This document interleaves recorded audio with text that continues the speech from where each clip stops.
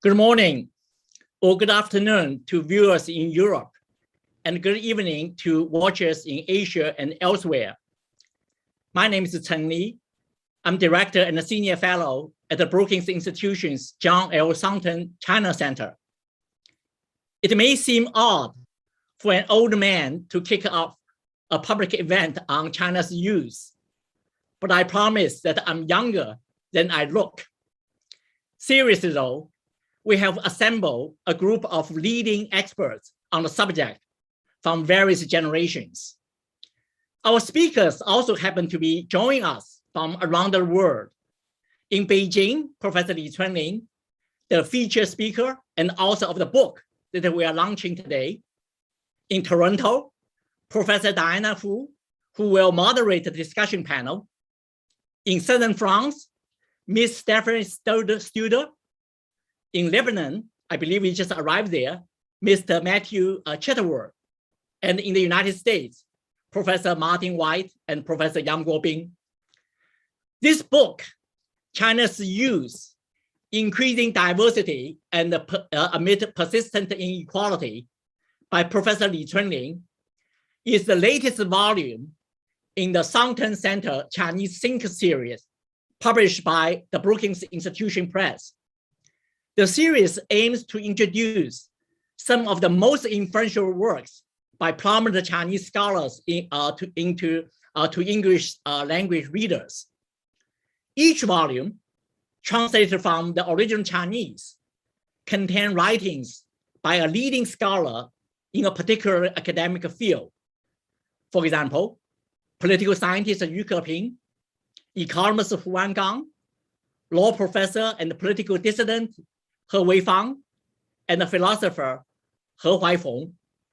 These Chinese thinkers represented diverse worldviews and political perspectives on topics that are particularly relevant at the time of publication. The publication of this volume on China's youth by sociologist Li Chunling could not be better timed. This is not only because China's millennials, who have witnessed greater socioeconomic and demographic changes than any other generation, are now coming to the fore, but also because their intra-generational diversity and inequality both reflect profound changes in Chinese society and will reshape it in the future.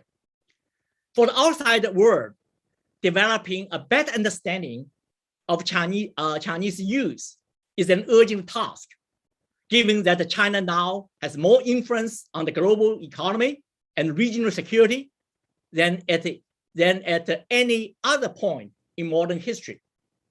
No one has been more articulate and more well-positioned with a track record of both qualitative and quantitative analysis in addressing the distinct characteristics of China's youth today than Professor Li Chunling.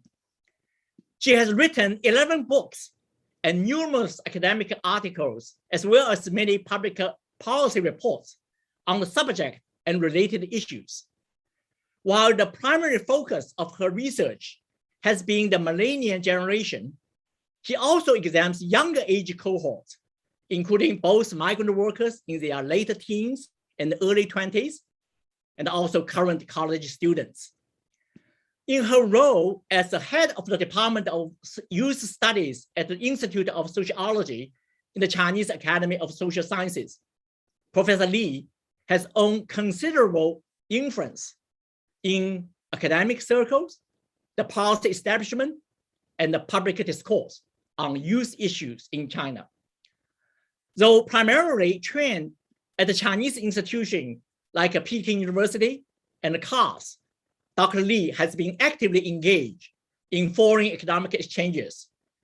She has spent much time as a visiting scholar at the University of Michigan, Princeton, Oxford, Sciences Po, and other research institutions.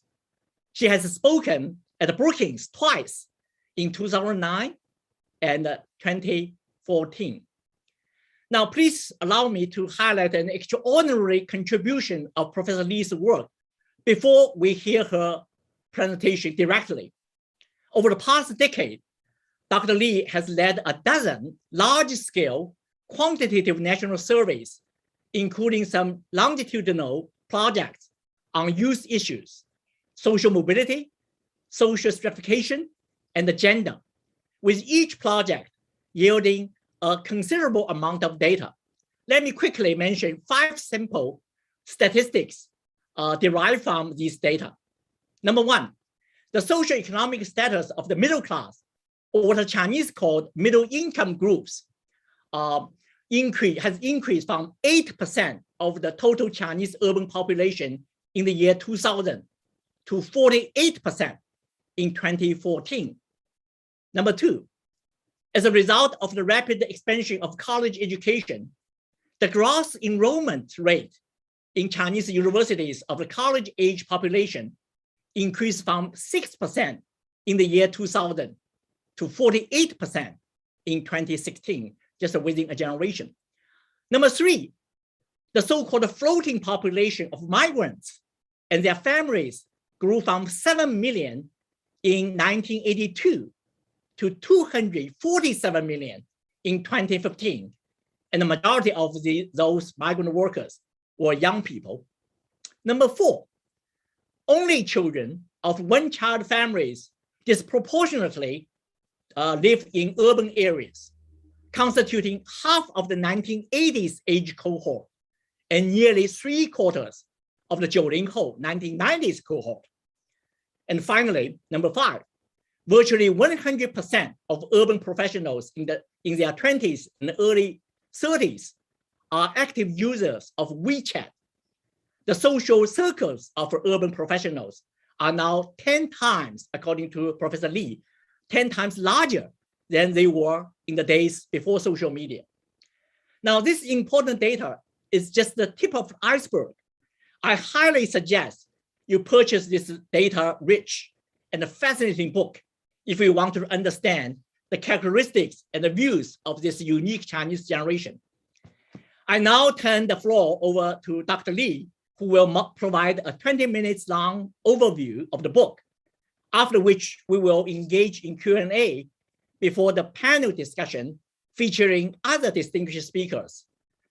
For audience questions, if you have not submitted one yet, please email events@brookings.edu. Again, events@brookings.edu. Over to you, Professor Li. Thank you, Dr. Chen Li. Excellent introduction of my book. And thank Brookings China Studies Center publish my book and organizing this event. Also, thank you all speakers and participants join the event. Give discussion about China youth. Next slide, please. Yeah, China's new generation, born during 1980s and the 1990s, is a social cohort that has grown up in era of reform and opening up. They have been influenced by a series of significant historical events in the aftermath of reform and opening up. The lifespan of this generation has been intertwined with significant social changes, such as fast economic growth, the one-child policy, education expansion, the rise of internet, marketization, industrialization, urbanization, and globalization. These changes have greatly affected their living circumstances and opportunities, shaping generational characteristics while widening the international gap between them and the previous generation. Next, please. China's new generation has experienced a series of significant historic events. The first is one-child policy. The most common label for China new generation is single child. This figure shows generational disparities in proportions of unraised children and second-born children. Most of new generation from the one-child or second-born children families, they have grown up in economical prosperity, enjoying a much higher living standard compared to when their parents grown up. Next, please. The second historical event they have experienced is an education expansion. New generation grown up when a country went through an unprecedented expansion of education system, which has raised the high education attainment of young people. 20 years ago, only 10% of young people could go to college, but now more than half of them may receive high education. Rapid education expansion have made young people having much higher education than the previous generations. In a highly competitive labor market, younger generation have more competent than older generations, which has significantly weakened the traditional hierarchy based on seniority. Next, please. The third historical event is the fast urbanization, which has triggered large-scale population migration. Many young people migrated with their parents or migrated for school and job opportunities. The table shows that the proportion of migrants in the younger generations is significantly higher than the older generations. About 45% of young people in urban areas are not natives. In mega cities like Beijing, Shanghai, and Guangzhou, about half of the young people are not natives. The destinations of migration are no longer limited to another city or province, but can be another country. In 2016, more than 500,000 Chinese students were studying abroad. And in the same year, more than 400,000 had returned to China after completing their study abroad. Migrating has become a normal part of their life. Next, please. The fourth is the internet and smartphone. The rise of new generation coincided with the penetration of the internet. More importantly, the popularization of smartphones has made internet even more accessible and cheaper. This has significantly reduced the existing inequality within new generations in access to information based on social class, educational attainment, or region. Meanwhile, the penetration of internet reinforced generational identity among young people, and to a certain extent, homogenized their values and behavior patterns. The internet has enabled the new generation to make their voice heard as a group and to exert growing influences in various social realms. Next, please. Yeah. The fifth is the rice consumer society. In the past, Chinese families were known for their inclination to sacrifice current spending for precautionary savings and the deficit spending unacceptable. However, new generation favors the pattern of spending first, making money, and then repaying debt. Purchasing a residential property with a mortgage is popular among millennials. Later, it also became common to buy durable consumer goods, such as the automobiles with installment loans.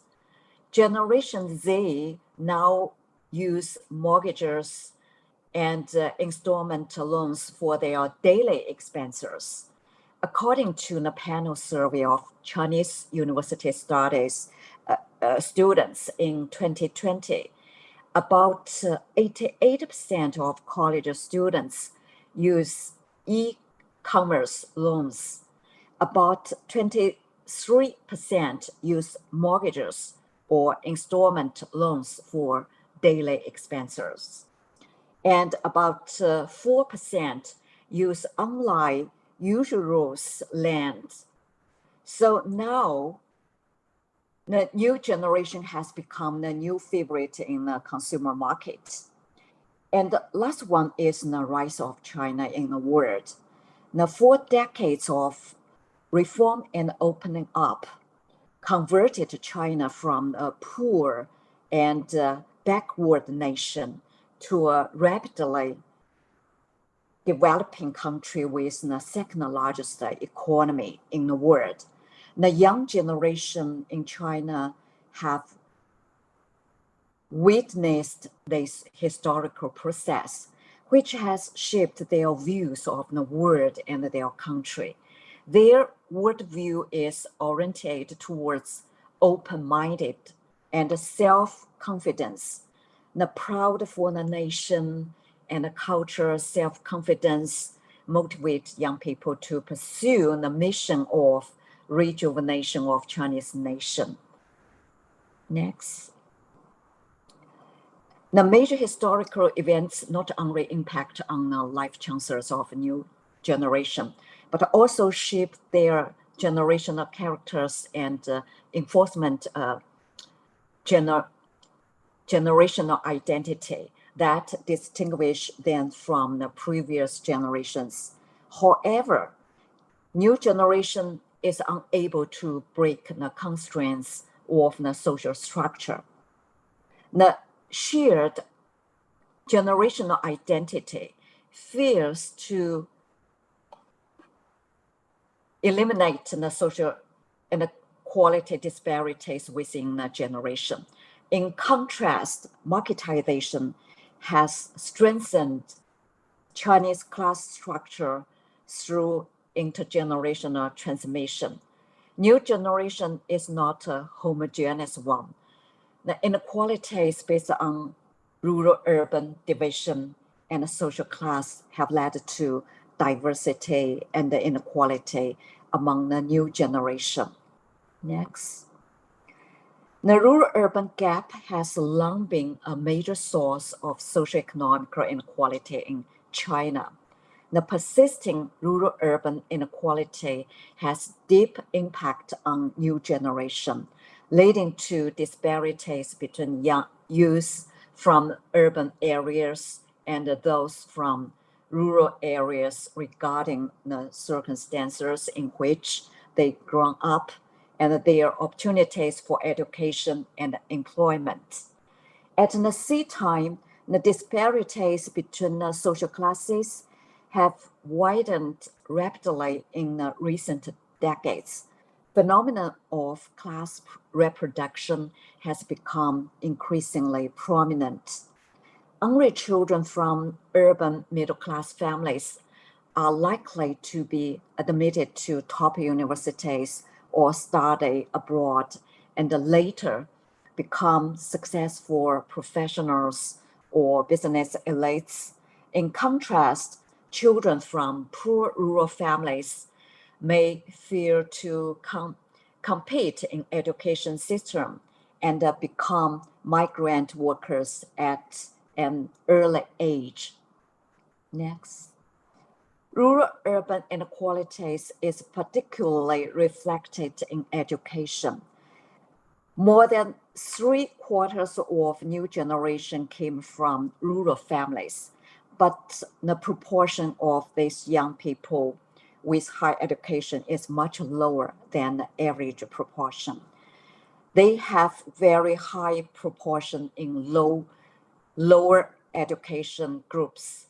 Even if the children from rural families go to colleges, most of them only go to the vocational colleges, and less can go to the top universities.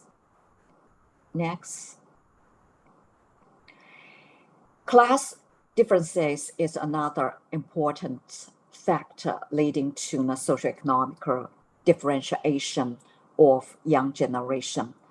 Class solidification and involution competition are common words on the internet to describe the dilemma of young generation. Class solidification means class status is difficult to change. It is transmitted from generation to generation. The people from low class have few opportunity for upward social mobility. Young people are classified as the rich second generation and the poor second generation, or official second generation and migrant second generation. Involution competition means that the competition in education and labor market is so fierce that it requires more and more efforts, but often leads to no results because family background determines one's future. As a result, young people from the low classes have to lie down at the bottom of the society. Next. So those losers in educational competition in the labor market try to look for new pursuits and the new opportunities in new fields. Many young people from low classes are devoted to creating subculture and alternative culture on the internet. Increasing numbers of young people have joined the ranks of webcasters, Wemedias, internet writers, and other culture influencers, online or offline. Flexible employment and self-employment have become popular among young people. The culture industry is thriving, with teenagers and youth as the target group, in which young people find new opportunities and feel freedom, autonomy, creativity, entertainment, and fun.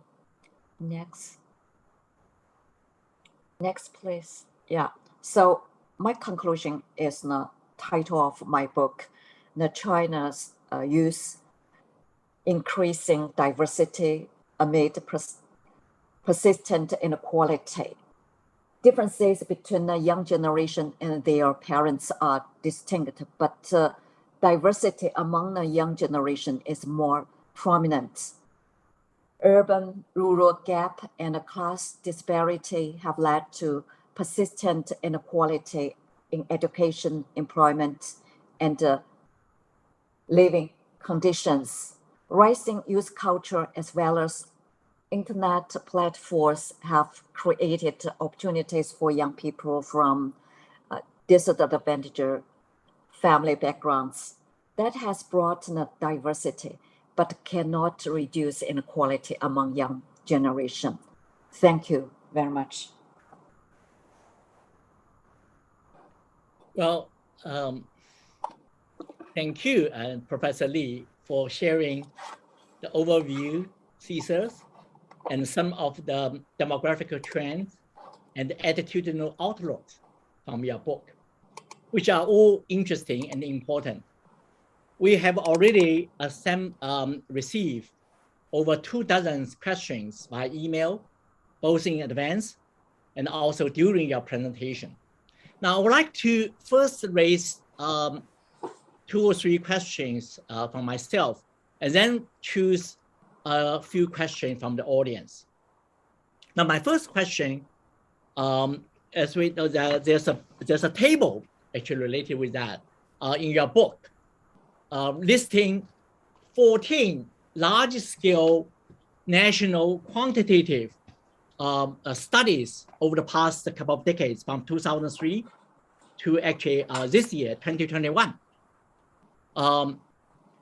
for which you serve as a principal investigator, including some longitudinal surveys and also attitudinal views. You and your colleagues must have experienced many surprises that challenge some conventional wisdoms.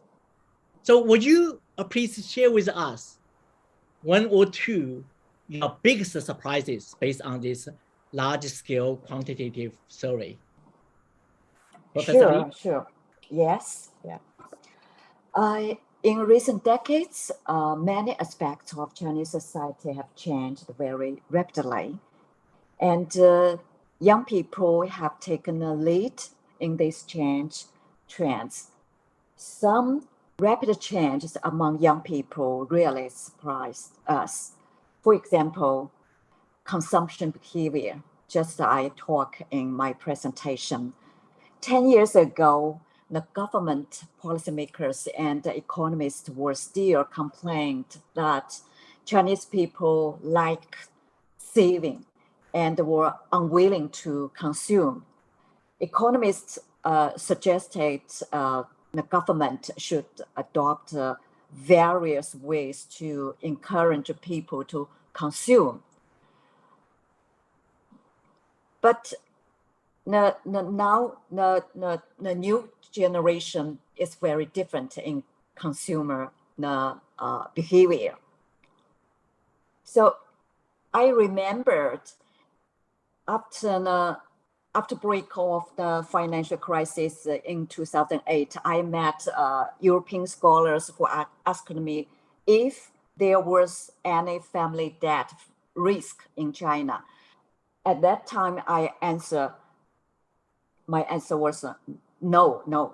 However, nowadays, the household debt ratio is rising rapidly. Consumer debt is very common among the young people. Some young people consume by online loans, but are unable to repay them. College or campus loans now has become a social problem. Now government policymakers are worried about the risk of the household debt and excessive consumption of young people. So we just show their consumer behavior change very quickly. I'm surprised that, yeah. Well, thank you. I mean, I think that your answer certainly will be interesting for business community in China and probably overseas as well. My second question, diversity and equality are 2 themes of your book, and also, I believe, values that you uphold. I'm interested in your perspective on the interconnection between these 2 values. I have a 2-part question here. First, do you agree with what Melinda Gates has said? Actually, I quote in my introductory chapter. I quote here: diversity is the best way to defend equality. If we are not brought in, you get sold out, end quote. Second, any value may not be seen as absolute. Diversity could cause, as some may argue, contentious divisions and even conflicts. Equality, if excessive, could come at the expense of liberty. Now, are you worried about this in the Chinese context? Or maybe it's really, we should not worry about that. So if yes, why so? If not, why not? Yeah, it is important question, diversity and equality. I agree with Melinda Gates. Diversity is the best way to defend equality. In fact, there is another saying in Chinese context: efficiency and fairness. Before the reform and opening up, too much emphasis on the fairness, the equalitarianism, and indifferences in Chinese society. That has led to the lack of the driving force of economic growth. During the economic reform, economic growth has been put in the first place with more emphasis on the efficiency. So the economy has grown rapidly, but the problem of inequality is prominent. Now, Chinese governments have begun to pay more attention to the common prosperity and try to find a balance between the efficiency and the fairness. For young generation, the diversity is more reflected in the diversified pursuit. Previous generation mainly sought to get rich, gain the power, and become the successful people, which led to the intensification of the competition and exacerbated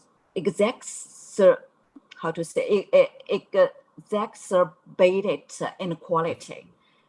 Today's young people feel that they don't have to successful in the traditional sense and can pursue diversified value goals. They say, oh, it is a success to be recognized in the culture and the life fields they are interested. Just like in the internet, some do media and internet writers, they can do very successful. And so they say, you don't have to make a big money and a bigger to be high officials. That is a success, So such diversity helps to reduce inequality among the young generation. So that is my answer. Oh, thank you. That's a very comprehensive answer. And also that it occurred to me that at the moment, I think that the wind is going to the need for equality and to try to reduce all kind of disparity. So I think the distributional justice is probably the overall concern in China. Now, my third question, chapter 15 of your book presents the finding from your 2018, this is 3 years ago, survey research on the so-called national identity scale, with which you measure the strength of national identity of over 10,000 Chinese college students. Actually, you also do that for a few years. Now, the survey data shows that the younger the intergenerational group, the weaker their national identity. Post-90s respondents have the lowest national identity scores. The better the university attended by students, the lower their respective national identity score. Now, do you think that these findings from 3 or 4 years ago remain the same now? As we know that the tremendous efforts have been made by the Chinese leadership in recent years to promote patriotism and recruit college students, especially at the top universities such as Beida and Tsinghua and etc., to join the Chinese Communist Party at this time of rapid deterioration of US-China relations. Now we have a lot of numbers to show that. Now my question is, do you remain? Do they remain? Is it kind of your analysis about the national identity scale related with their age, their university, their level of education, etc.? Do they remain the same or have they changed significantly? Yes, there are some changes. Our survey, that is a longitudinal survey of Chinese college students conducted by every year.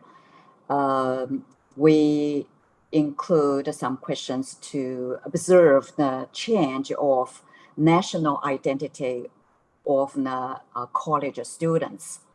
We found there is an increase of national identity in recent 3 years, especially for top university students, because of the trade war with US in 2019 and COVID-19 pandemic since 2020.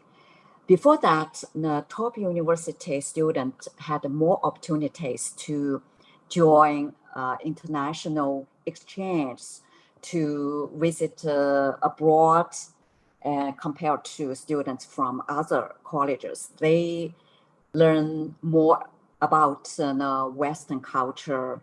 Many of them wanted to study abroad after graduation. However, since the outbreak of COVID-19 pandemic, many of them worry that US and Europe are hostile to Chinese people or hate Asians. Their willingness to study abroad have declined, which may also be a reason for their rise of their national identity.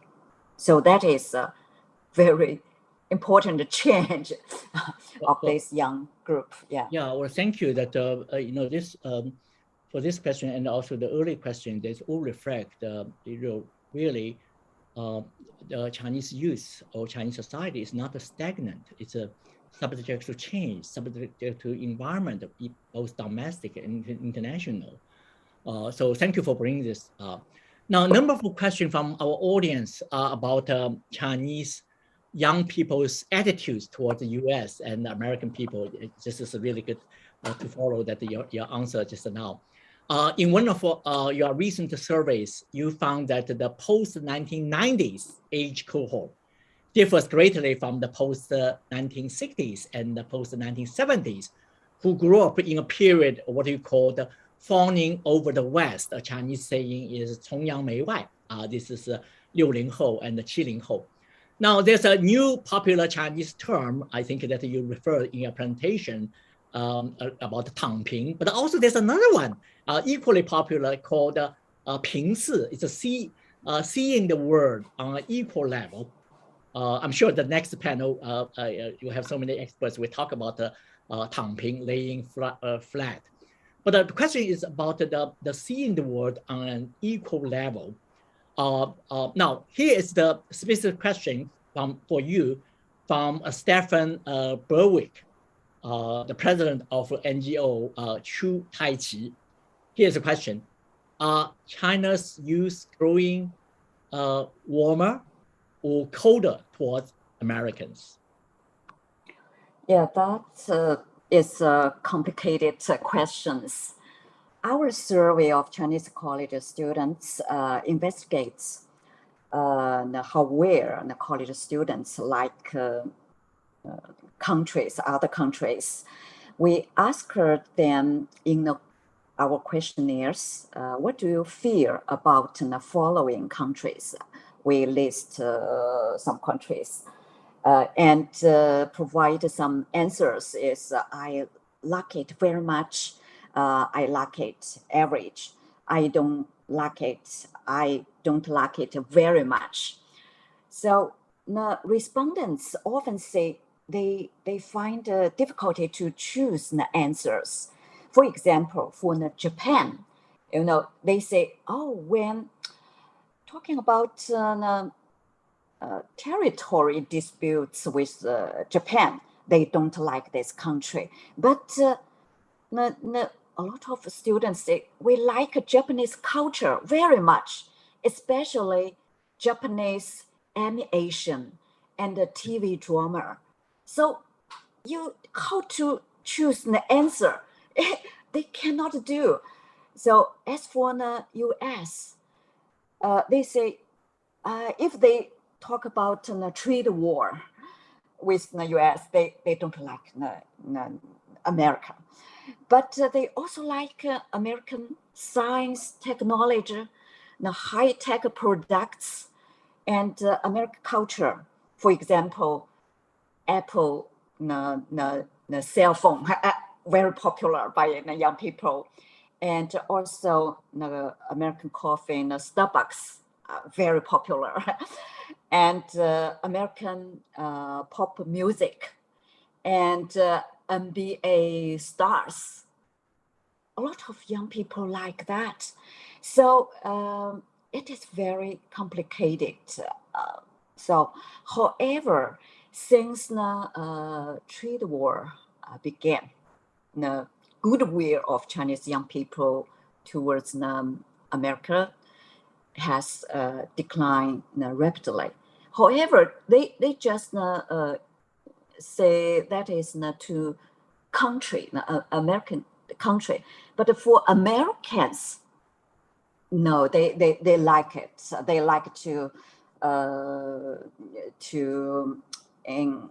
exchange idea, make friends, and yes, that is the young people, Chinese young people, they think. Yeah. Well, thank you for also remind us that the Chinese population is so huge. There are a lot of different views. Sometimes it's so difficult to make a generalization. And so there's another dimension that you really add. Now, this may be the last question. It's from my friend Clayton Dube, director of the U.S.-China Institute at the University of Southern California. Now, here's a question.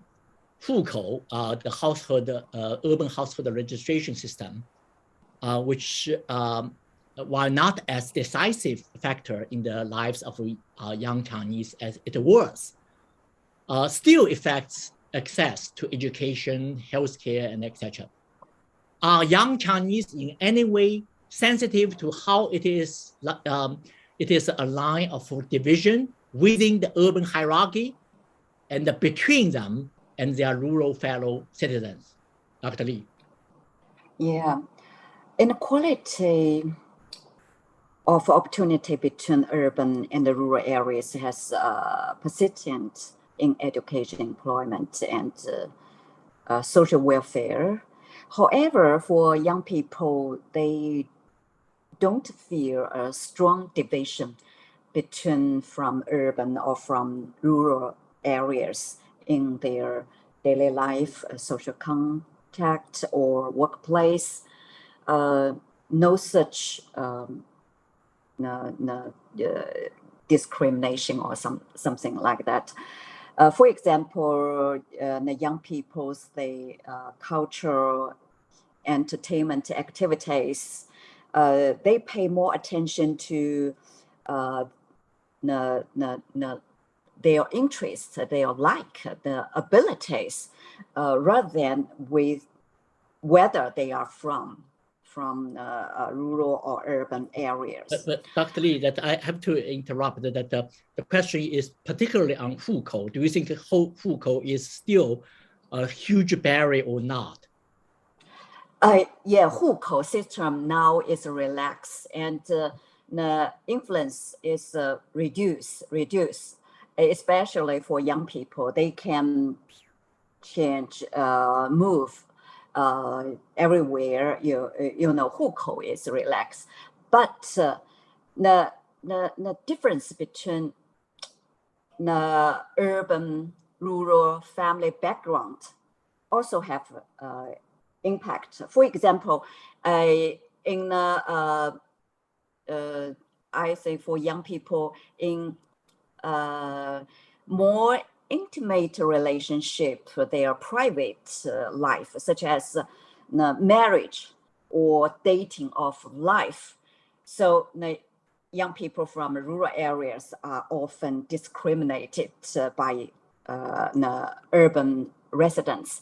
Many young people from rural families have different lifestyles or behavior patterns from urban families due to the poor circumstances in which they grew up. Some girls from big cities are reluctant to marry young men from rural families, even if these young men graduated from the top universities or they have a promising career.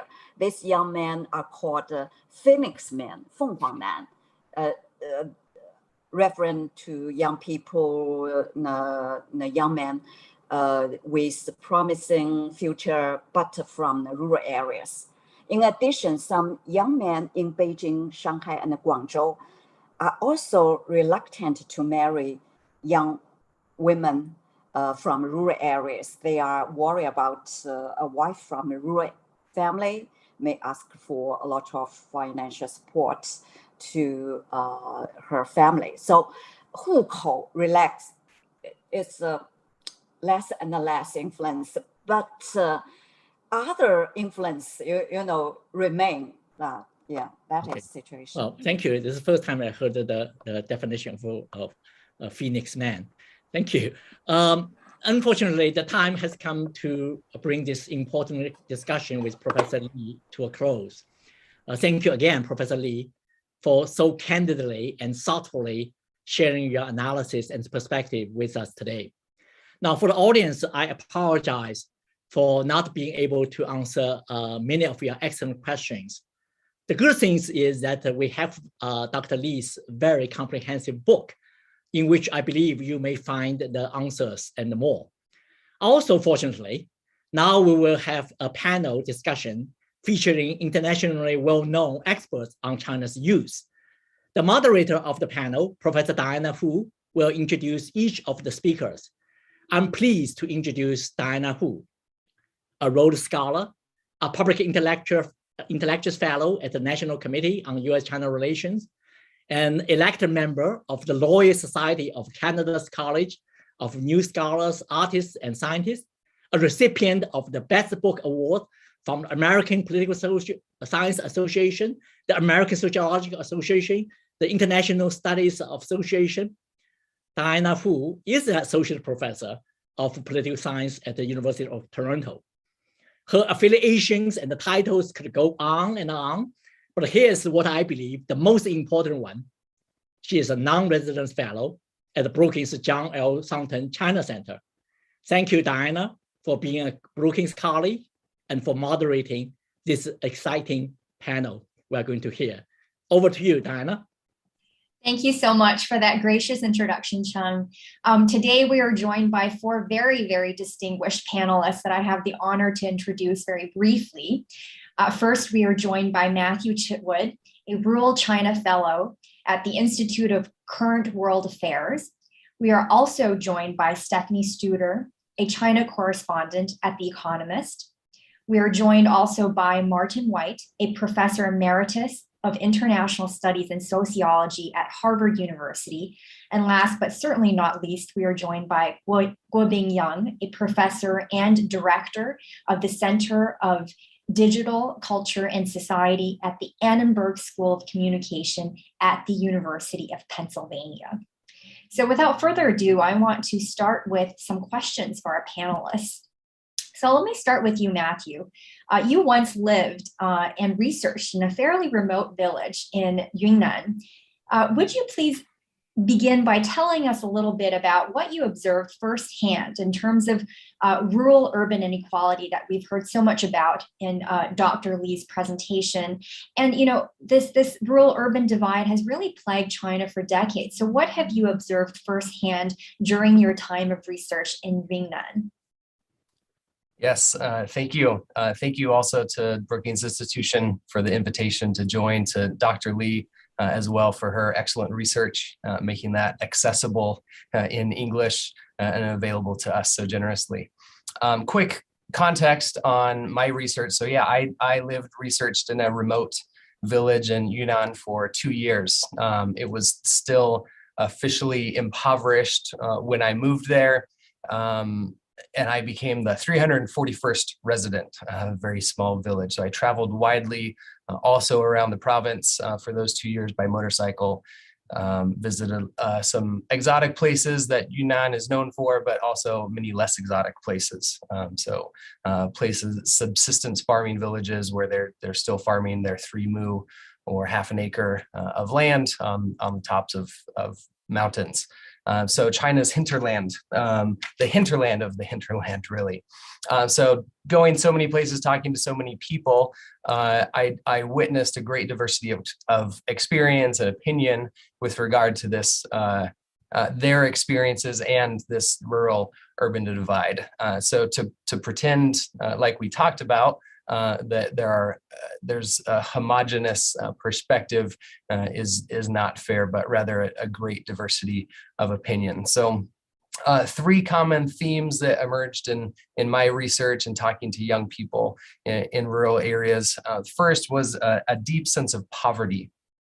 This is both in absolute terms and comparative terms. So though over the last 8 years, 100 million people roughly have been lifted out of poverty, they still feel that rural-urban divide acutely. They're living, lifted above the poverty line. They're living just above 4,000 RMB per year, roughly 600 USD per year. So it's still a very low bar. Even if they're double that, they're still living in destitute conditions, very, very difficult conditions, very low bar in terms of poverty. And in absolute terms, in comparative terms, rural people are still more connected than ever because of travel, because of tech. They're able to go to the big cities. They're able to be on their phones and see what's going on. So they're very aware of Chinese economic growth. And this sense of comparison runs deep in our human nature. Rural people are no exception to that. So the idea, what I call keeping up with the Zhangzes, this comparison with your neighbor is very, very deep. I remember speaking with a man in my village that during the course of the 2 years when I was living there was lifted out of poverty. And so sitting there with this man, and he looks around at the cinder block bathroom that the government has just built for him, and his subsidies to send his young child to school for free. And he looks around and he says, the government tells me that I'm not poor anymore, but I still feel poor. So there's a deep sense of poverty still in these rural areas that is a deep contrast between the rural and the urban areas. And as Dr. Lee's research suggests, has been calcified in these different tracks of urban and rural. The one-child policy exacerbated that, whereas all the resources are going to the one child in urban areas and rural areas that tended to have many more children. Resources that are meager to begin with are split up between many children, much weaker education infrastructure, much weaker employment opportunities. The second thing would be a deep sense of vulnerability in life. This is a function of their lifestyle, a function of the jobs that they have. Safety essentially is a luxury that they can't afford. So for example, in the village, I followed a guy to work one day. He's on a welding project and he just cobbles together some women's sunglasses and a cardboard from a beer carton as a face shield protection for his welding project. A road, a single road, dirt road that goes through the village, they paved it while I was there. Unfortunately, they didn't do a great job. And one of my friends, as he was driving his diesel cargo truck around that road, the road collapsed. His truck tumbled down the mountainside.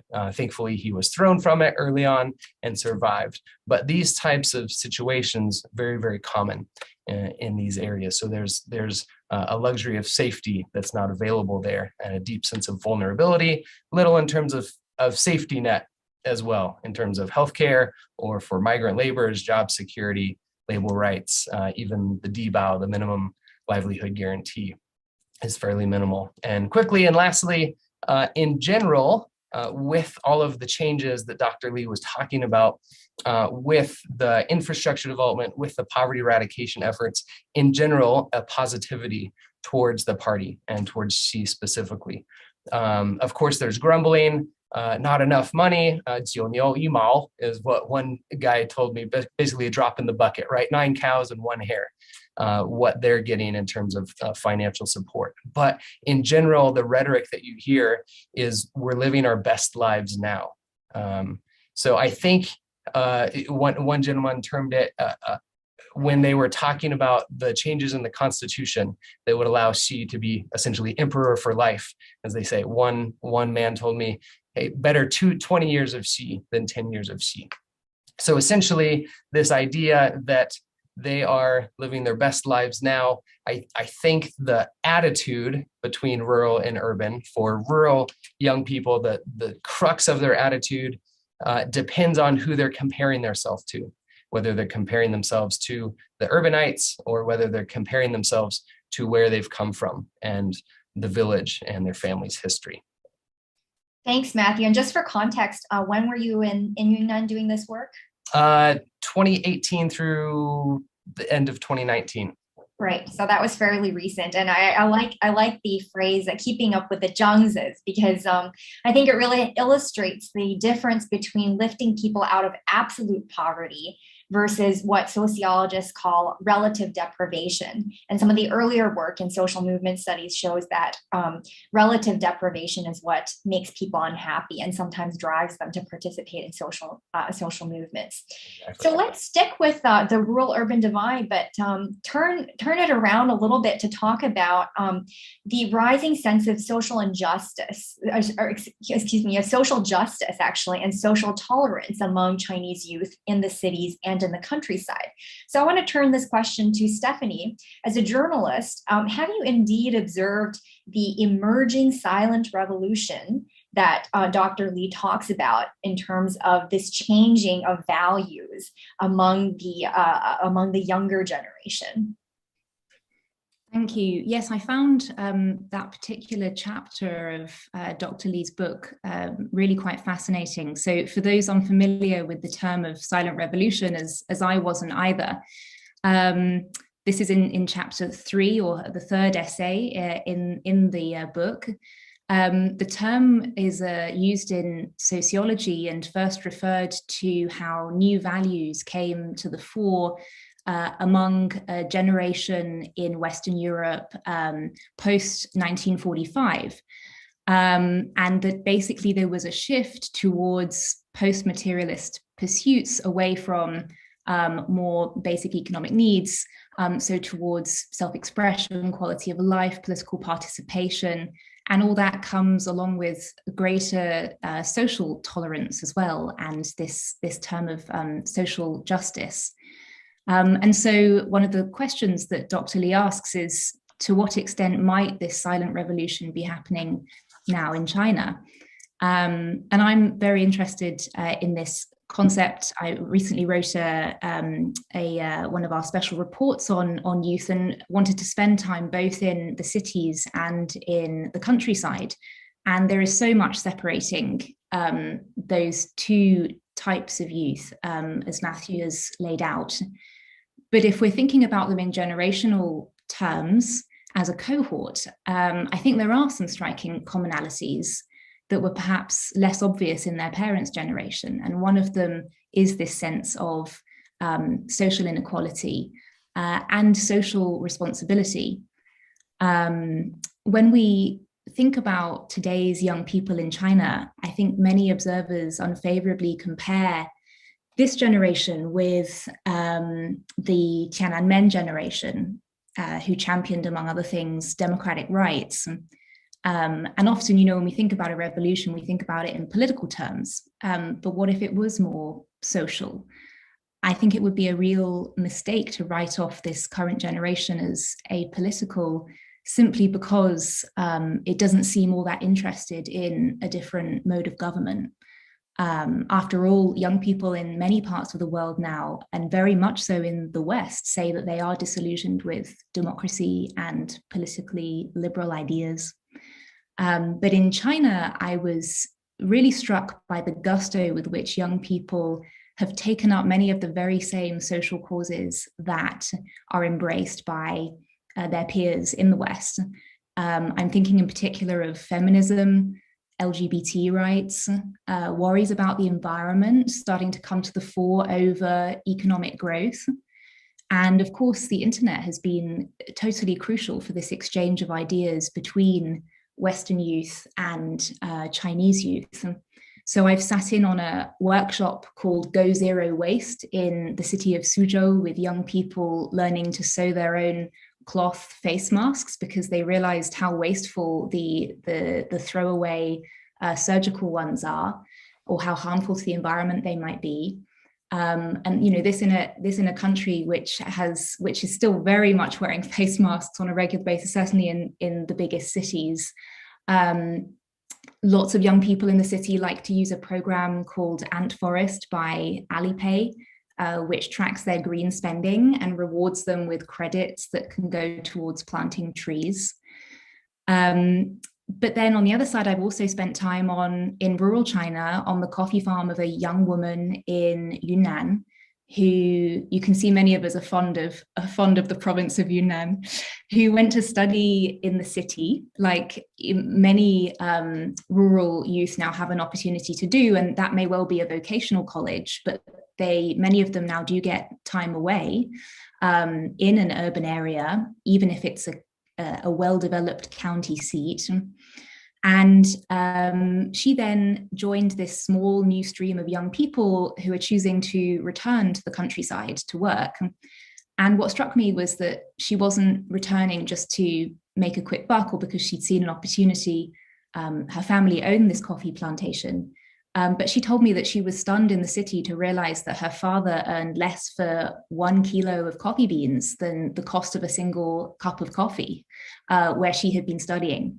And last year she set up a trade association to help give young farmers like her more clout in the market in rural areas. And finally, I wanted to talk a little bit about another set of rural youth who are sort of stuck between the countryside and the city. And they are the factory youth, those who leave behind their rural hometowns, really have no intention of returning as their parents once did. And I recently spent some time with some young factory workers in Guangzhou, and it was striking to me the extent to which some of them are using, you know, some older forms like workers' poetry or literature or blogs, and some newer forms like short videos on Douyin to express their own disillusionment with their working lives, and that moving to the city hasn't been all it's cracked up to be. And this generation of young factory workers is much more likely to join strikes, as we've seen most recently in the food delivery industry in big cities. And there is Chinese factory slang now among the young that refers to lifting the bucket, which is when you hop from one factory job to another one with just a bucket of personal belongings because you feel that you are being overworked or that your pay is too low. They're simply not willing to spend, you know, grueling hours toiling at machines, perhaps like their parents' generation was. So I think that there is a growing sense of injustice, and particularly as social media allows these young workers to see the life that is just out of reach to them in the big city. Thank you, Stephanie, for sharing those fascinating stories. And thank you also for highlighting the fact that sometimes political participation isn't everything. And I have to remind myself that as a political scientist, that civic participation of the ones that you describe is a form of very important social change in China. And just on the note about the factory workers, I recently showed a documentary to my students called the Shamate, or smart culture. It's a subculture, and I would encourage the audience members to also watch that documentary of basically factory workers in China. This was a number of years ago, but expressing their disillusionment through these funky hairstyles, these punk hairstyles. So let us turn to now Martin. As a world-renowned scholar of social inequality, could you share with us your reflections on whether or not this call today under Xi Jinping for common prosperity is actually achievable? And more broadly, what are the implications of Dr. Li and other Chinese sociologists' research for policymaking? Thank you very much. I want to again recommend Dr. Lee's book. She's done this extraordinary research over most of 2 decades, documenting the changing roles of Chinese youth, and particularly the second part of her subtitle, Persistent Inequality. And we know Xi Jinping is talking about this new campaign to promote common prosperity. And the question is, how seriously should we take this, and how successful is it likely to be? And so far, at least, I have to say I'm one of the skeptics. And the reason is that it seems to me that most of the things we're seeing so far, like trying to pressure millionaires and billionaires to give more charity, closing down businesses for tutoring after school and so forth, they don't seem to me to be having an important potential for reducing inequality in China. It's worth noting that in 2013, soon after Xi Jinping took effect, the State Council announced a 35-point program for reducing inequality in China that included things like promoting a system of property taxation, combating the perniciousness of the hukou system, and so forth. And basically, it disappeared from view. So now he's revived this apparent claim, but I don't see much evidence so far that systematic efforts to redistribute incomes from the rich to the poor, to implement a better system of taxation so that the people at the bottom can be benefited more from government redistribution and so forth can work. And the particular thing that relates to Professor Lee's book has to do with the hukou system and rural-urban inequality. And basically, in today's China, as in most societies, the key to getting ahead is education. So the question is, what has happened to the educational opportunities of China's rural youths compared to urban youths over time? And I would agree with Professor Lee that the barriers have decreased, but partly that's because the barriers were so extraordinary. At the end of the Mao period, it's worth remembering that rural people essentially were bound to the soil, as their parents had been in the commune system. So they couldn't migrate to work in the cities. A very small number of them might be able to get into colleges and escape the rural areas, but it was very difficult.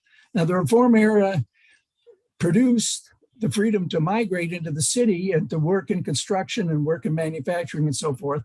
But at the same time, early in the reform era, there was a huge drop in upper middle school enrollments. And so it became very difficult for rural youths to go any further in school than lower middle school graduation. So whether consciously or not, a system developed over several decades early in the reform period that was very beneficial to China in terms of its economic boom, having sort of relatively low, modestly educated migrant workers from the countryside flooding in to build the cities, to work in the factories and so forth, but not able to go further in education than lower middle school. For the initial decades, we have to remember that urban public schools did not admit migrant children to attend, even if they lived in the locality, unless they paid very special high fees. And even when they began only recently in the new millennium, really, about 2005, 2006, even in large cities beginning to allow migrant children to enroll in urban public schools, they could only enroll to lower middle school graduation. We have a study done a couple of years ago that looking at Shanghai and by a sociologist who did field work, Minhua Ling. She's published a book called The Inconvenient Generation. She did field work in Shanghai lower middle schools, and you had migrant youths and urban hukou youths sitting side by side in the same classroom and having much the kind of shared urban culture, clothing, music, and so forth. But when it came time to approach graduation, the local urban youths could sit for the Zhongkao and get into upper middle school, the migrant youths were forbidden to do so. So what is the justification? So the hukou system, even though it's been relaxed somewhat, it's still a pernicious and very institutionalized barrier to advanced education for people of rural origin. And we have to remember that even though China is now majority urban, 60% or more live in the urban area, but that includes urban migrants, that something close to 70% of all young people are still have rural origins. So there's institutionalized discrimination that makes it very difficult. Now there are increasing numbers who are managing to overcome that, to getting into, but mostly in urban areas and in rural areas, if they go beyond lower middle school, they're shunted into vocational high schools, not academic high schools. So their chances of getting into college are much lower than urban youths.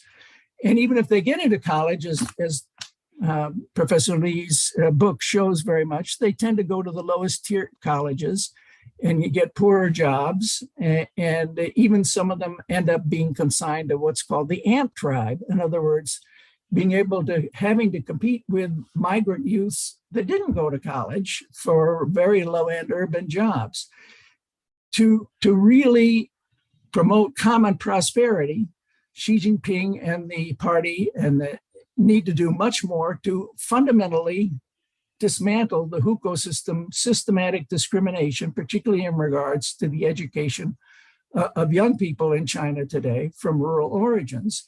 Because as Scott Rozelle and other people have showed in their publications, China faces a human capital crisis. That despite the fact that urban kids are doing so well, and most of them are going to college and even working in foreign companies, going abroad and so forth, but the average level of education of the Chinese population is still affected by this legacy of systematic discrimination and assumption.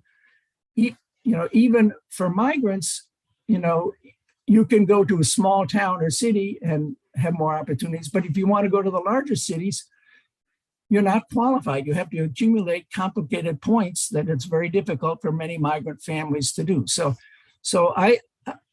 I see the hukou system as still extraordinarily persistent, even though it's not as rigid and it doesn't confine young people to what I would call socialist serfdom of the commune system in the late Mao era.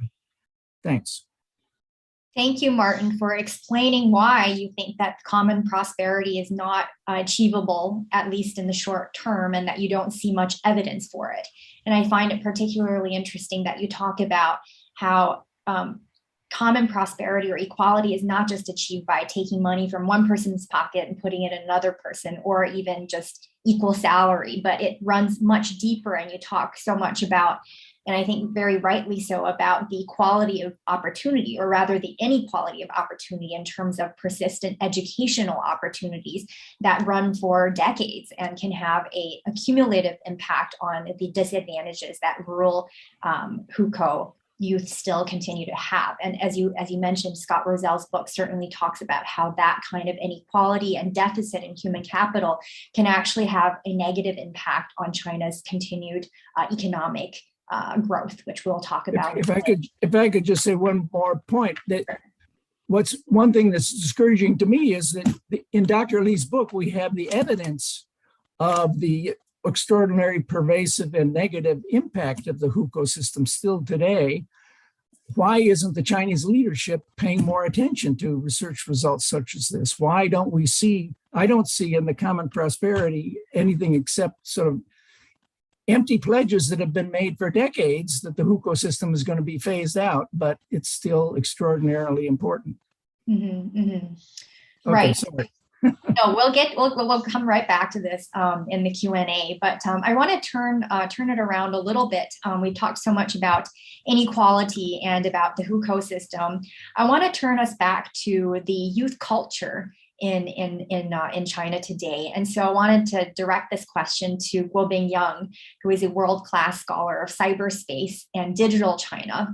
So Guobing, what do you think of this curious phenomenon that we're witnessing in China today of, on the one hand, these very actively engaged Chinese youth who are known to be little pinks? They're very nationalistic, they're very engaged, very active on social media. And then on this other hand, we also have another group of disenfranchised, disillusioned youth in China who are called the lying flat crowd, the Tangping crowd, who just say, you know what, I give up. I can't compete in this environment.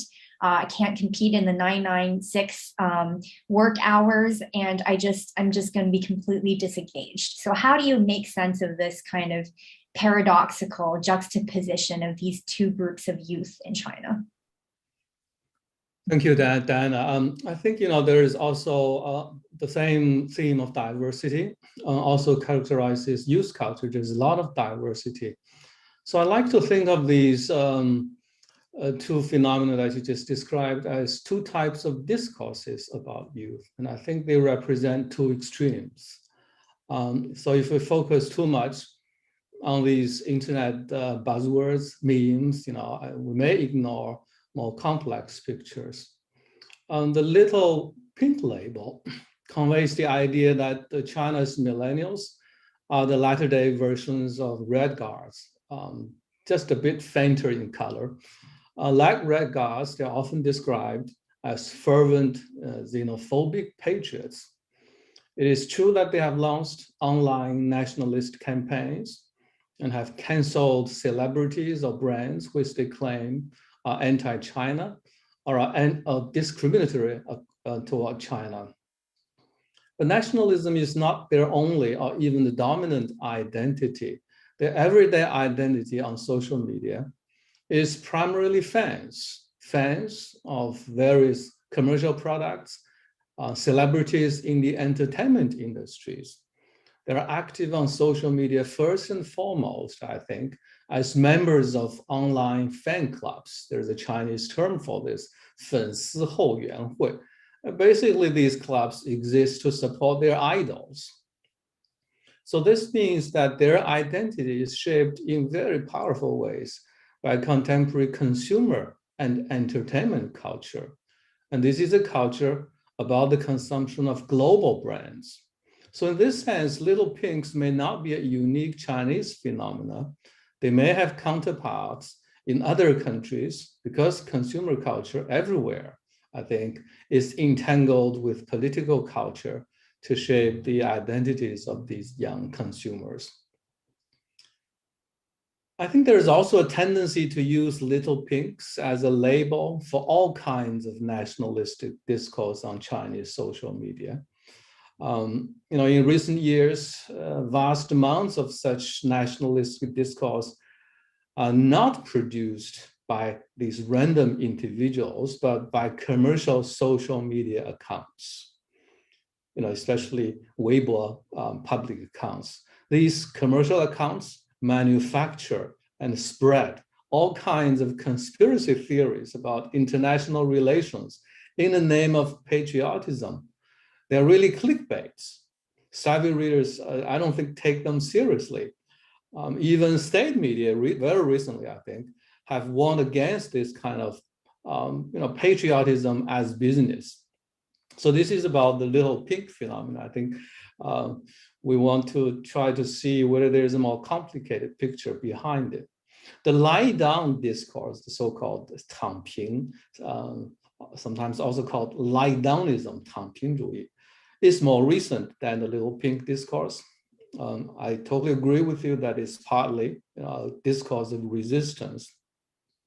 It is also a discourse about burnout, about resignation.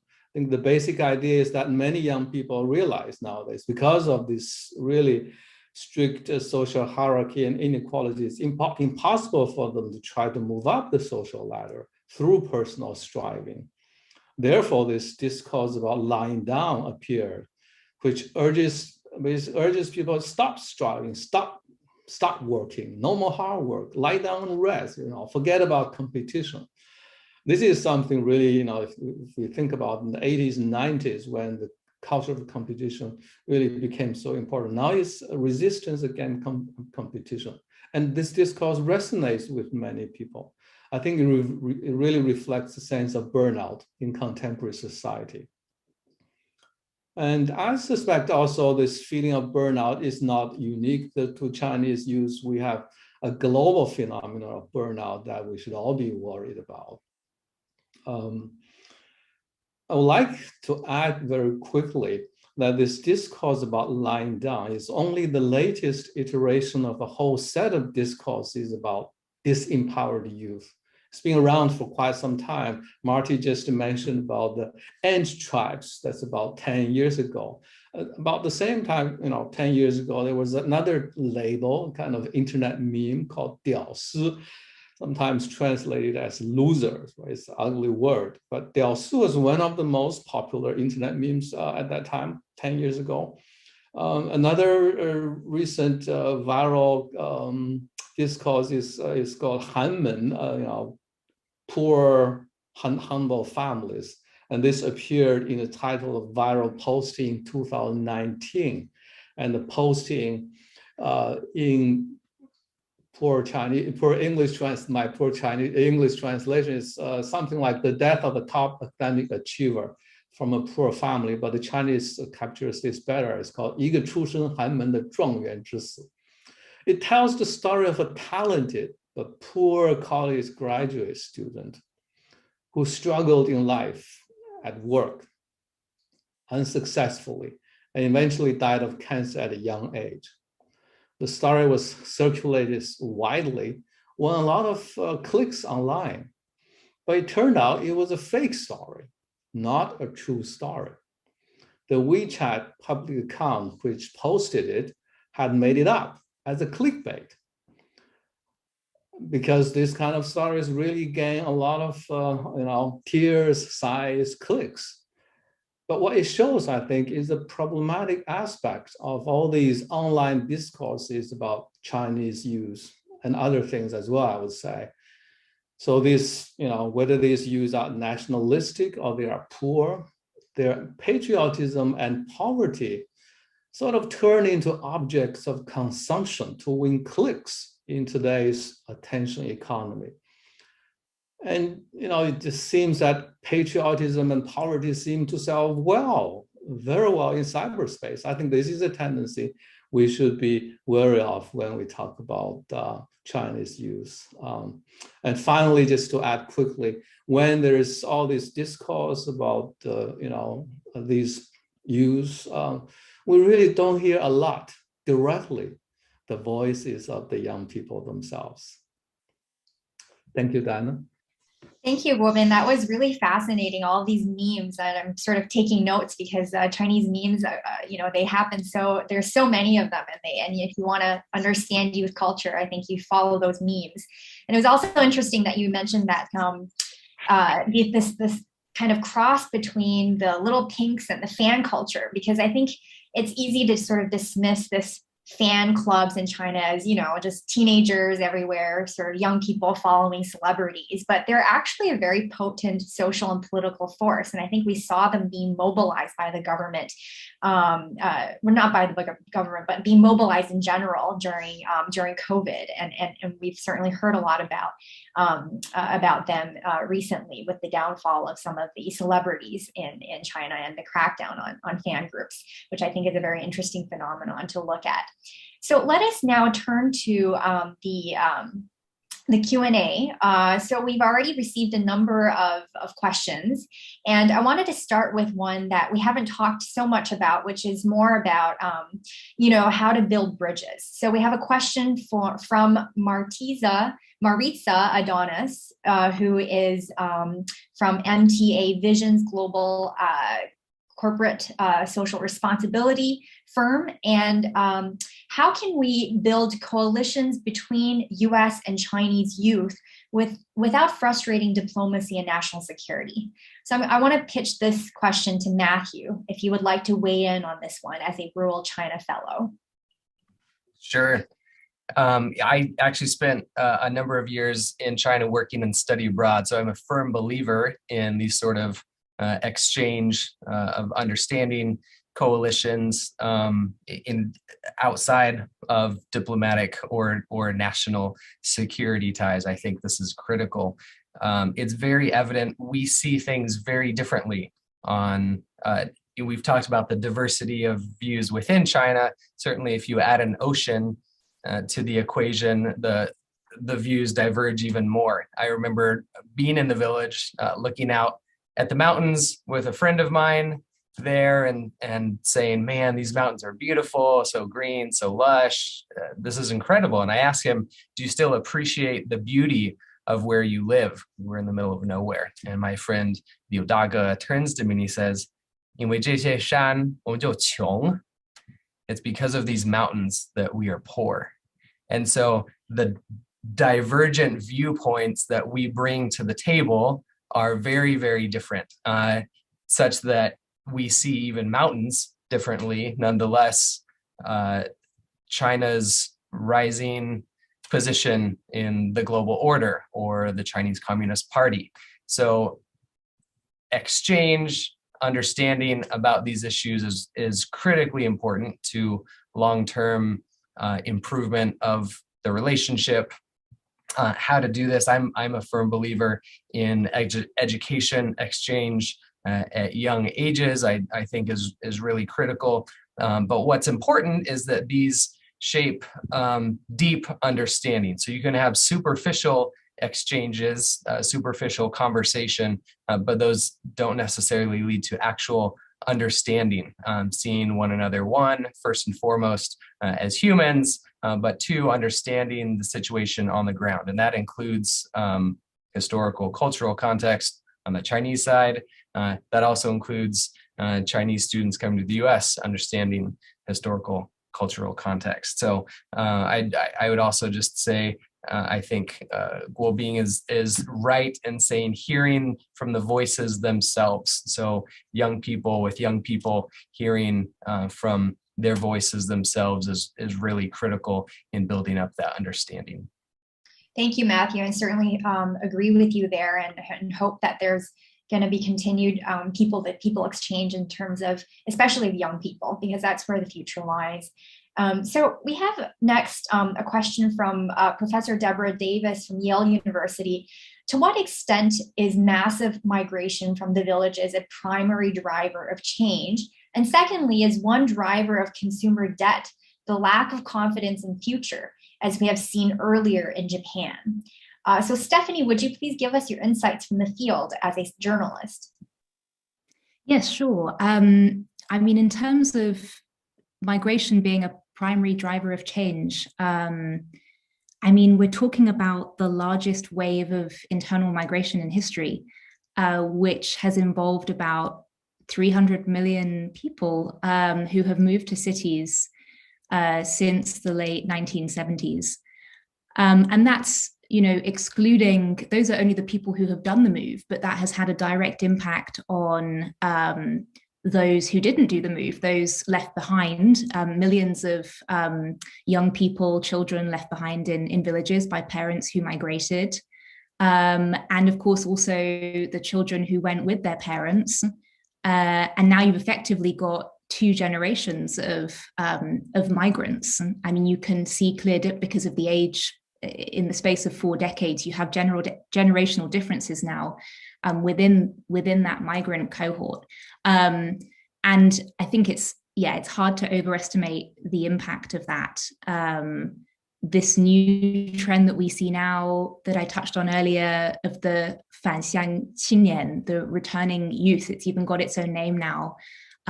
This is partly because there is growing interest in returning to the countryside, which was just unheard of even a decade ago, among young people who are perhaps, you know, seeing that life in the city is not all it's cracked up to be, or it's simply just too hard to get there, particularly the most desirable cities, Beijing, Shanghai, Shenzhen, Guangzhou. So by the same token, provincial China has become a lot more inviting. Quality of life there is much better than it was a couple of decades ago when their parents were having to make this decision. And then, of course, you've got the high-speed rail network, which has facilitated migration, as well as new roads and so on. But it's also able to bring people back as well. So I think there are many more interconnections now in China than in the past. And I'm struck also to see how, you know, there's urban interest in rural life. And this may just be a kind of passing fad, but there is this notion of kind of nostalgia for rural China. And so you have this situation where rural youth may feel like what, you know, Matt just mentioned, with the mountains being the reason that they're poor, but then they see urban youth coming, you know, from far more privileged backgrounds and enjoying, you know, a long weekend in their countryside. But I think, you know, there's some benefits to that as well. They see that, you know, there is value there in that sort of life too. So I think all that is shifting. And then to the second point about the consumer debt, you know, is that driven by a sense of insecurity in the future? Was that it? Yeah, I think partly this, you know, with all these different kind of youth terms that we're hearing about, whether it's the dagongren, of like, I feel like I'm just working a 9 to 5 but not getting anything out of it.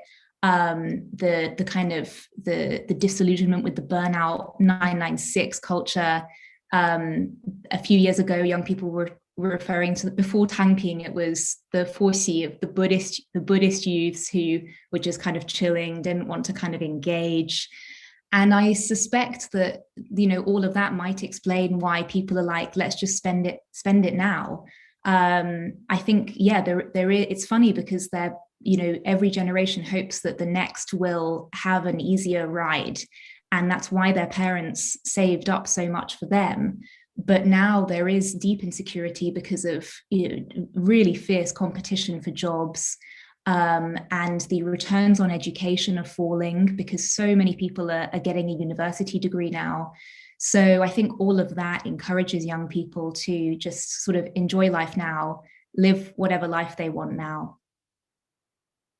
Yeah, I certainly observed that, Stephanie, even a number of years ago when I was in China doing research on migrant workers, and some of our friends who were migrant workers, they didn't have a lot of money, but they owned some of the fanciest bikes I've seen, you know, because they would work in one factory and then they would get bored or they would burn out and then they would quit.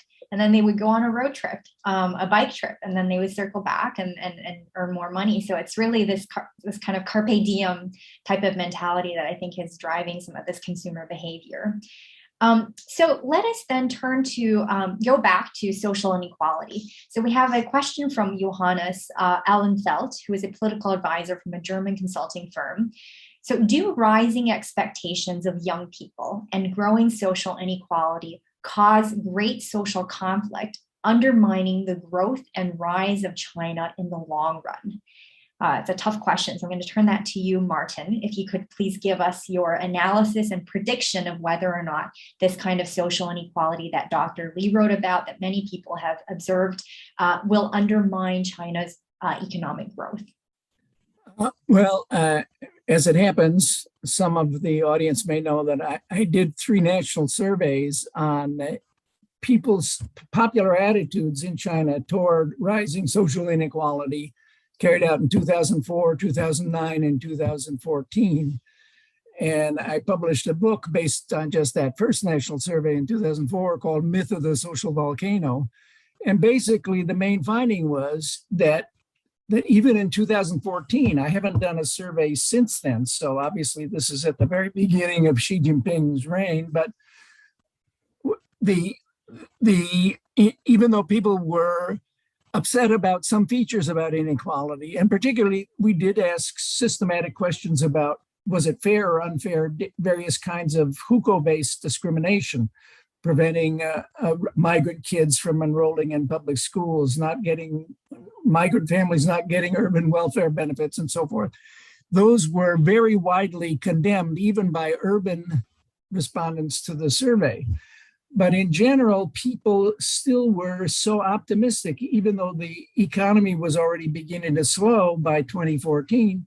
They still in their own families' lives had experienced so much improvement compared to 5 years earlier, 10 years earlier. And most of them still predicted that in the future, we asked the question about 5 years from now, how well do you think your family will be doing? And if anything, the 2014 respondents were more optimistic than those in the earlier surveys. So I think it's really complicated. If there's a growing pie, then people are not so upset about some people getting more of their share of the pie than they should. But if the sense is that the pie is actually shrinking, then people might get more upset. And so far, at least, I mean, China, obviously, does the pandemic intervene? So there's a temporary and severe downturn in China as well as in other countries. But so far, at least, the primary commitment to keep economic growth and improvements in income and in education and consumption levels going has, I think, made people not as upset about inequality in general as they should be. There was very little sign in our surveys of anger against the entrepreneurs, the new millionaires, and so forth. There was much more anger about local officials who don't treat people fairly than there was about people getting very rich. But I don't have any survey data since 2014 to be sure, but so far as I know, China is still being protected by the fact that most people's lives have continued to improve. That's interesting. So we let's hope that the economic pie continues to grow, or insofar as it grows, that you don't see a sort of we are the 99% and you are the 1% type of phenomenon happening in China, at least not for now. Very interesting. Let's turn to Simon Glinsky, who is the principal of the Glinsky Group. He asks, what access do Chinese youth have to world media and narratives of history different from those promoted by the controlled media? Is there any direct measurement of youth knowledge or attitudes towards the rest of the world? So I'm going to turn this one to Guobing as an expert of cyberspace. Could you tell us a bit about how first of all, how Chinese youth have access to global media, and also what do they know? Thank you, Diana. That's a tough question. But I'm going to just start with a number that Professor Li mentioned in her presentation. She said that about 500,000 Chinese students study overseas in various parts of the world. So if we ask, what kind of global media do their peers in the Chinese youth have access to? These 500,000 Chinese students overseas are the best global media for their peers. And the reason is because they directly experience what's happening outside of China. They know the news from the places where they live, and they constantly, as we all know, they're always on social media, right? They're closely networked with their families and peers back home. So they're constantly sharing all this information back home. So in that sense, they really are the biggest global media for their peers in China. So I think last year, right, when the Trump administration was going to ban WeChat, I worried I'm going to cut off from my friends and families back in China, but I also worried that it would also ban these vast amounts of information flows back to China, the global media, right? So that's if I would just make a very brief response, I would end there. But of course, I would also just a couple more words. Also, I think it's a matter of not just what kind of global media they can access, but also what kind of media they want to access, right? If you ask them, do you want to read New York Times? Do you want to read Washington Post? Well, ask ask our millennials in the U.S. How many of them read that, right? They know what kind of information they want. They want consumer products information, entertainment media. Like I think this came up in our earlier discussions. Brand shoes, the most fashionable brands, not necessarily news media. Of course, there's another fact that we all know that some of these major media outlets, like I think New York Times still, right, is blocked in China. But the question this has been raised before in a lot of discussions, even if you open up how many young people are going to access these is another matter, because they have their own information channels. So when the more difficult question about measure, what would be a good measure of their attitudes toward the outside world? I think that's a tough question. But I'm going to go back to my 500,000 Chinese students, global media. I think that could be a reasonable measure of how the kind of access they may have, the kind of exposure they may have, and the kind of and the information flows are also not one way, right? The overseas students also interact with students back home. Can I stop there? Sure. Thank you for sharing that. So speaking of, we've been talking so much about young people. Let's actually get a question from a young person in the audience. So we have a political scientist, a Danish political scientist who is interning at the Danish Ministry of Foreign Affairs. Asger Knudsen asks, based on my travels in China and conversations with Chinese students, most seem to either support the CCP or offer tacit criticism of them. Do you think that this could change if economic growth were to slow? And do you think that the social credit system, or do you think that the social credit system can sort of effectively get people to behave and to sort of take stock in the system, and because they have a stake in the system, to not challenge the CCP? So I think I'm going to direct this question to put Stephanie on the spot, because as a journalist, you cover everything from the social credit system to students, and so I think you'll have an answer for us. It's a great question, and it's one that we ask ourselves a lot, and to which I don't think we have a clear answer. But certainly, economic growth has been at the center of the regime's credibility for so long now. I think it has been the core of being able to ensure that it can provide a better future, that quality of life is improving. That is central to I think the support that it receives in China, and that is very real. And I think that's right, that most people that you ask will say yes, they are happy. And certainly now, in the past few years, with what they've been able to compare with how the Chinese government has handled COVID-19 compared to their understanding of how the West has handled it, it's clear to them that something's working in China. So that has really reinforced it. And there have been some we touched on this a little earlier, but there have been some fascinating surveys done of how that simply going through COVID-19 has impacted young people's sentiment towards the CCP, and how support for the CCP has grown as a result. So for sure, I think everybody expects that if the economy really stumbles, or if there isn't a kind of a redistribution done of wealth. I mean, everything that we're hearing now about the common prosperity, as Professor Martin White was saying, that it seems like empty words for now. But if something on that front can be achieved, then maybe that would take the sting off an economic slowdown.